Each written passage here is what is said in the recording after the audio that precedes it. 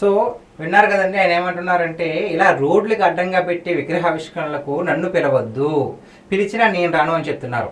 ఇది ఒక సెన్సిటివ్ టాపిక్కే చెప్పాలంటే.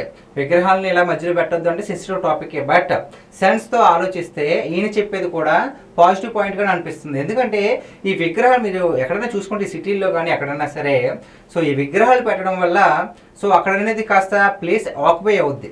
సో ఆ ప్లేస్ వల్ల యూటర్న్ కావచ్చు, లేదంటే ఎక్కువ రద్దీ కావచ్చు, నిజంగానే ట్రాఫిక్ అనేది ఎక్కువ అవుద్ది.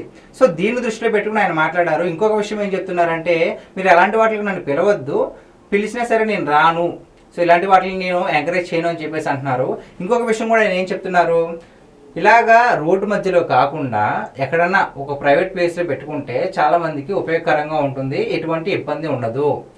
ఇంకో గొప్ప మాట ఏం చెప్పారంటే ఆయన, ప్రాణం ఎవరికైనా ప్రాణమే, హిందువుదైనా సరే, ముస్లిమ్స్ అయినా, లేదంటే క్రిస్టియన్, ఎవరిదైనా ప్రాణమే. సో ఒకరు ఈ మతం అని చెప్పేసి ప్రాణం పోకుండా ఉండదు, ఆ మతం అని చెప్పేసి ప్రాణం పోతూ ఉండదు. సో ఎవరికైనా సరే ఈ ట్రాఫిక్ వల్ల అందులో ఎవరైనా ఉండొచ్చు, ముస్లిం కావచ్చు, హిందూ కావచ్చు, ఎవరైనా ఉండొచ్చు. సో దానివల్ల ఎవరు కూడా సో ఇటువంటి కార్యక్రమాల వల్ల ఎవరు ఇబ్బంది పడకూడదు.